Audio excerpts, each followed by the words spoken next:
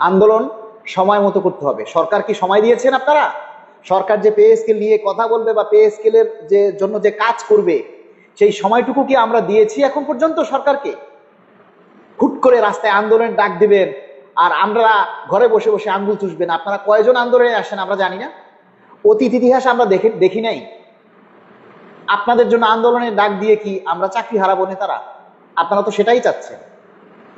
হ্যাঁ, এটা ঠিক, আন্দোলন আমরা করব, কিন্তু যখন দেখব যে সরকার আমাদের জন্য কিছু করছে না, সরকার আমাদের জন্য ভাবছে না, তখন আপনি আন্দোলন করার আপনার একটা রাইট থাকবে। আপনি এখন কোন রাইটে আন্দোলন করবেন? নতুন সরকার গঠন করেছে, 1 মাস সরকারের বয়স হয়নি, নির্বাচিত সরকার, গণতান্ত্রিক সরকার। আপনি 1 মাসের মাথায় আন্দোলনের ডাক দিতে বলেন? কার বুকের কলিজা আছে এই মুহূর্তে আন্দোলনের ডাক দিবেন? তার চাকরিটা হাতের মুঠোয় নিয়ে আন্দোলনের ডাক দিতে হবে। আমরা এই পর্যন্ত যত আন্দোলনের ডাক দিয়েছি, আপনারা কতজন আসছেন আন্দোলনে? এরকম বলেন আপনারা, ফেসবুকে আমাদেরকে উস্কান, আন্দোলনের ডাক দেন, কিন্তু আমরা যখন আন্দোলনের ডাক দিব তখন আপনারা কেউ মাঠে থাকবেন না, কেউ আসবেন না।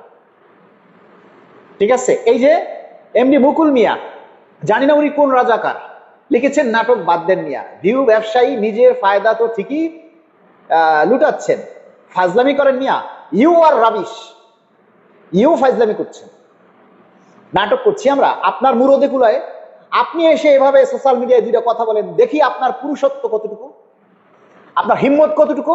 মিয়া, ফাজলামি করেন, লাইভে এসে কথা বলেন, এভাবে এভাবে উস্কানিমূলক কথা বলেন। সরকারের বিরুদ্ধে আপনারাই হচ্ছেন রাজাকার, আপনারাই সরকারের বিরুদ্ধে আচরণ করেন। ফেসবুক থেকে ভিউ ব্যবসায়ী করে ইনকাম করলে ক্ষতি কি? হ্যাঁ, তুমি মিয়া যদি তোমার মুরদ থাকে দুইটা কথা এসে ফেসবুকে বলো না, বলে দেখাও তোমার হিম্মত কত। আমরা বরিশালের পোলা, 80 টাকা তোলা, পুরা শরীরটা ভরা কলিজা। বরিশালের এমপি মন্ত্রীর সবচাইতে বেশি, বরিশালে মন্ত্রীর সংখ্যাও সবচাইতে বেশি, কেননা বরিশালের মানুষের সাহস আছে। তুমি মুকুল মিয়া কোন জেলার বাসিন্দা? কতটুকু কলিজা নিয়ে আছো তুমি?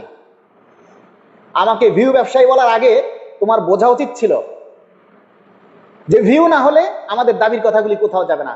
আরে মিয়া, আমি যদি রাস্তায় আন্দোলন করি, সে আন্দোলনটাও তো প্রচার করতে হবে, সরকারের কাছে যাইতে হবে না? তুমি রাস্তায় বসে যদি আন্দোলন করো, সারাদিন ঘেউ ঘেউ করো কুত্তার মতো, সেটাও তো প্রচার করে, ভিউ করে, ফেসবুকের মাধ্যমে, নাহলে টিভি চ্যানেলের মাধ্যমে, নাহলে সাংবাদিকদের মাধ্যমে ভিউ করিয়ে তারপরে না সরকারের কাছে পৌঁছাতে হবে, তাই না? সুতরাং এই সমাজে, এই আধুনিক যুগে যারা এসে ভিউ ব্যবসায়ী বলে, বুঝতে হবে তারাই হচ্ছে এই যুগের আধুনিক মূর্খ, the illiterate person of the এই আধুনিক মানুষ। এই সময়ের সবচাইতে ইলিটারেট পার্সন হচ্ছে এরা। তো যাই হোক, আমরা আপনাদেরকে ধিক্কার দিয়ে কথা বলতে চাই না। আপনারা যদি আমাদেরকে সহযোগিতা না করেন তাহলে আমরা থেমে যাব, কোনো প্রয়োজন নেই। আর আপনারা যদি আমাদেরকে সহযোগিতা করেন তাহলে অবশ্যই আপনাদের জন্য আমরা লড়ে যাব। আপনারা এই পর্যন্ত কয়জনে এই লাইভটা শেয়ার করেছেন আমি একটু দেখতে চাই, কয়জনে লাইভটা শেয়ার করেছে? আমরা যে এই যে মাঝে মাঝে লাইভে এসে আপনাদের দাবির কথাগুলি তুলে ধরি, তা আপনার দাবির কথা যদি তুলে ধরি, সেটা যদি আপনি প্রচার না করেন তাহলে সরকারের কাছে কিভাবে পৌঁছাবে বলেন?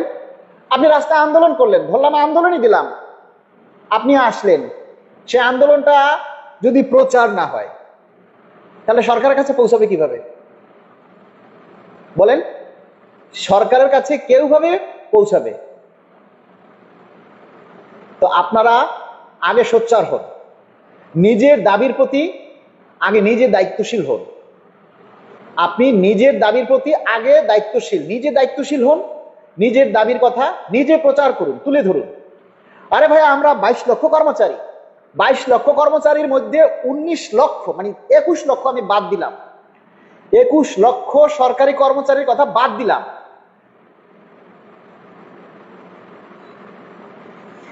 21 লক্ষ কর্মচারীর কথা আমরা বাদ দিলাম, 1 লক্ষ কর্মচারীর কথা ধরি। যদি 1 লক্ষ কর্মচারী যদি একদিনে আমাদের একটা পে স্কেলের দাবির কথা 1 লক্ষ কর্মচারী যদি প্রচার করে, 1 লক্ষ কর্মচারী যদি সেই দাবিটা শেয়ার করে, 1 লক্ষ কর্মচারী যদি সেই দাবিতে কমেন্টস করে, 1 লক্ষ কমেন্টস, 1 লক্ষ কর্মচারী যদি ওই দাবিতে লাইক দেয়, তাহলে 1 লক্ষ লাইক, চিন্তা করতে পারেন আমাদের দাবিটা কত ভাইরাল হবে? সরকারের কানে না পৌঁছে কোনো উপায় আছে? বলেন, আপনারা কয়জনে সাপোর্ট দেন? সোশ্যাল মিডিয়াকে আপনারা কি মনে করেন? এই যে বিভিন্ন জায়গায় রেপ হচ্ছে, বিভিন্ন জায়গায় চাঁদাবাজি হচ্ছে, এগুলি কোথায় জানতে পারেন? খবরের কাগজে নাকি এই ফেসবুকে? আরে খবরের কাগজ তো সব ফেসবুকে এখন। কালের কণ্ঠ, সময় কি বলে, কালের কণ্ঠ, যুগান্তর, ইত্তেফাক, প্রথম আলো, তারপরে আপনার যত পত্রিকা আছে সবই তো ফেসবুকে, ফেসবুক পেজের মাধ্যমে দেখেন না আপনারা? তারপরে যদি আপনারা ভিউ ব্যবসায়ী বলেন, ফেসবুকে নিজের দাবি সম্পর্কে সচেতন না হন, তাহলে আর কবে হবেন? আর কবে হবেন? আপনি তো নিজেই আপনার দাবির প্রতি সোচ্চার না, আপনি পে স্কেল কিভাবে পাবেন? আপনারা নিজেরাই তো পে স্কেলের দাবির প্রতি সোচ্চার না। এই যে 300-400 মানুষ আমার লাইভ দেখতেছেন, কথা শুনতেছেন, কয়জনে শেয়ার করছেন? এখানে একটা মানুষ বেসরকারি নাই, সবাই সরকারি কর্মচারী। প্রত্যেকে ফেসবুক থেকে এই দাবিটা আপনারা দেখতে পাচ্ছেন, কথাগুলি শুনতে পারতেছেন, শেয়ার করেন না। শেয়ার করলে আপনার কি মানে কোথাও দিয়া ভেঙে পড়ে যাবে? আপনি একটা লাইভ শেয়ার করতেছেন না, তাহলে আন্দোলনে ডাক দিলে যে আপনি মাঠে আসবেন তার কি গ্যারান্টি? বলেন, আপনাদের কাছে প্রশ্ন রইল, যারা এই পে স্কেল নিয়ে আপনার দাবি নিয়ে কথা বলি, আপনি সেটা নিয়ে একটা প্রচার করেন না, সেটা নিয়ে আপনি একটা লাইক দিচ্ছেন না, একটা কমেন্ট করছেন না, একটা শেয়ার করছেন না, আর আন্দোলন দিলে আপনি নিজের চাকরির মায়া ত্যাগ করে নিজের জীবনের রিস্ক নিয়ে আপনি আন্দোলনে আসবেন। মস্করা করেন আমাদের সাথে। আমরা 11 বছর দেখেছি, যখন রাজপথে আমরা আন্দোলন করেছি, মহাসমাবেশ করেছি, 7ই ফেব্রুয়ারি আমরা শাহবাগে জল কামান খেয়েছি, তারপরে আমরা মানববন্ধন করেছি, 1 মে শাহবাগে অবরোধ করেছি, বিভিন্ন সময় আন্দোলন সংগ্রাম করেছি। আপনারা কতজনে ছিলেন? আরে ঢাকা শহরে যারা 5 লক্ষ সরকারি কর্মচারী আছে, তাদের মধ্যে থেকেও যদি 1 লক্ষ কর্মচারী, 20,000 কর্মচারী রাস্তায় নেমে আসে, রাস্তা কেঁপে যায়, কিন্তু আপনারা আসেন না।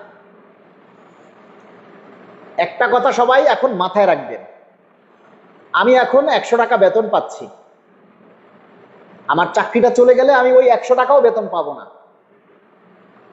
তাহলে আগে আপনার ওই 100 টাকা ঠিক রাখতে হবে, তারপরে আপনার আন্দোলন করতে হবে। সবচাইতে বড় আন্দোলন, আমি বলছি সবচাইতে বড় আন্দোলন এখন সোশ্যাল মিডিয়ায়। যেদিন সোশ্যাল মিডিয়ায় আপনারা আপনাদের এই আন্দোলনকে ভাইরাল করতে পারবেন, 1 লক্ষ কর্মচারী, 22 লক্ষ কর্মচারীর মধ্যে আমরা 21 লক্ষ কর্মচারীকে বাদ দিছি, বাকি 1 লক্ষ সরকারি কর্মচারী যেদিন আপনারা সোচ্চার হবেন, 1 লক্ষ কর্মচারী যেদিন আপনারা নিজের পে স্কেলের দাবির কথা ফেসবুকে প্রচার করবেন, মনে করবেন সেদিন আমরা কামিয়াব, সেদিন আমাদের পে স্কেল বাস্তবায়ন হবে। আমাদের প্রত্যেকটা দাবির কথা সরকারের নজরে নিতে হবে। আপনারা দেখেন না, যে দাবিটা দেখবেন যে মিলিয়ন মিলিয়ন ভিউ হয়, যে দাবিটা, যে ফেসবুকের যে পোস্টটা মিলিয়ন মিলিয়ন ভিউ হয়, সেটার প্রতি সরকারের টনক নড়ে, প্রশাসনের টনক নড়ে। আর আমাদের দাবির কথা দিলে, প্রচার করলে 5,000, 10,000, এই 100, 200, 500 মানুষ, 1,000, 2,000 মানুষের লাইক করেন, বাকিরা কি করেন? আঙ্গুল চুষেন। বলেন, ইশরাত জাহান তমা লিখেছেন, কয়জন মাঠে নামেন? তাই তো, একদম ঠিক কথা বলেছেন আপু।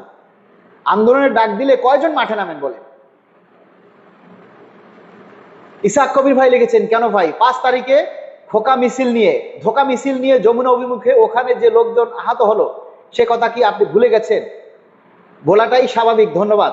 অনেক লোকে যেন আহত হয়েছে। আরে 6 তারিখের কথা বলছি, 5 তারিখ না, 6 তারিখ। 6 তারিখে আমরা ভুকা মিছিল নিয়ে যে আমরা মিছিল করেছি, যমুনায় গিয়েছি, সেখানে অনেক মানুষ উপস্থিত হয়েছেন, কিন্তু 6 তারিখ সময়টা কি আমাদের সঠিক ছিল? ইসাক ভাই, আপনার কাছে প্রশ্ন করলাম, আপনিও তো নীতি নির্ধারকের মধ্যে একজন ছিলেন। 12 তারিখে নির্বাচন, 6 তারিখে আমরা যদি যমুনা ঘেরাও করি, আন্দোলন করি, আর 10 লক্ষ মানুষও যদি ওই দিন উপস্থিত হই, তাদের লাভ কি? সরকারের তো একটা সিদ্ধান্ত নেওয়ার জন্য সময় দরকার হবে, তাই না? 6 তারিখে আমরা যমুনা ঘেরাও করেছি, বা 2 লক্ষ 3 লক্ষ মানুষ আপনারা উপস্থিত হলাম, কিন্তু সেদিন কি হয়েছিল? যারা নীতি নির্ধারক ছিল, যে সকল নেতারা নীতি নির্ধারক ছিল, তারা লেজ গুটিয়ে পালিয়ে গেছে সাধারণ কর্মচারীদেরকে মাঠে ফেলে। তারা হুট করে কর্মসূচি স্থগিত করে দিয়ে শহীদ মিনার থেকে চলে গিয়েছিল। তাহলে সেই দিন যে 3 লক্ষ কর্মচারী উপস্থিত হয়েছিল, সেই 3 লক্ষ সরকারি কর্মচারীরা সবাই কি ঢাকার? তারা সবাই বিভিন্ন জায়গা থেকে, ঢাকার বাহির থেকে হাজার হাজার টাকা গাড়ি ভাড়া দিয়ে ঢাকায় এসেছিল।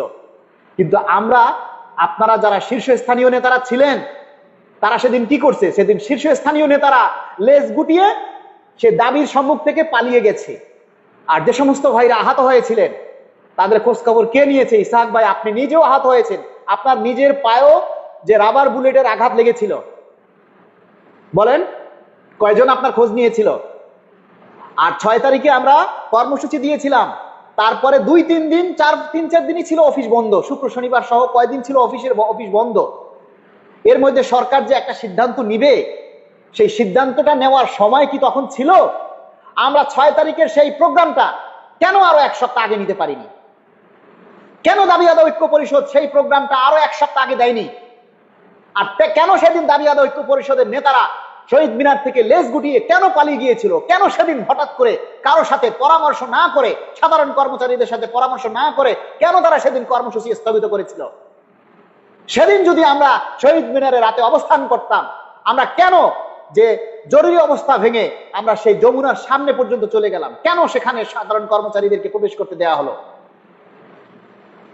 একজন রাষ্ট্রপতি বা একজন প্রধান যে উপদেষ্টা, রাষ্ট্রের যিনি একবারে শীর্ষস্থানীয়, তার বাড়ির দরজায় গিয়ে আপনি নাচবেন, আন্দোলন করবেন, আর পুলিশরা কি তখন আঙ্গুল চুষবে? রাষ্ট্রের যিনি প্রধান, তার নিরাপত্তা বিধান করবে না? সেখানে অত দূর পর্যন্ত যাওয়া কি আমাদের উচিত ছিল?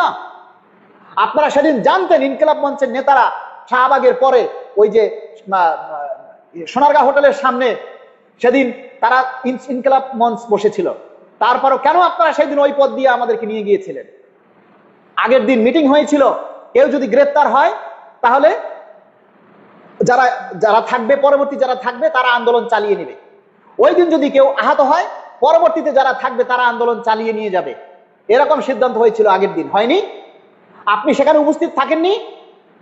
তারপরও কেন সেখান থেকে হঠাৎ করে কারোর সাথে আলাপ আলোচনা না করে সরকারি কর্মচারীদেরকে খেপিয়ে দিয়ে, সরকারি কর্মচারীদেরকে শহীদ মিনারে ফেলে দিয়ে, তাদেরকে বিপদগ্রস্ত করে সেদিন হঠাৎ করে কর্মসূচি স্থগিত করে দিলেন? কেন? আমরা কি সেদিন মজা করতে গেছিলাম 1 ঘন্টার জন্য?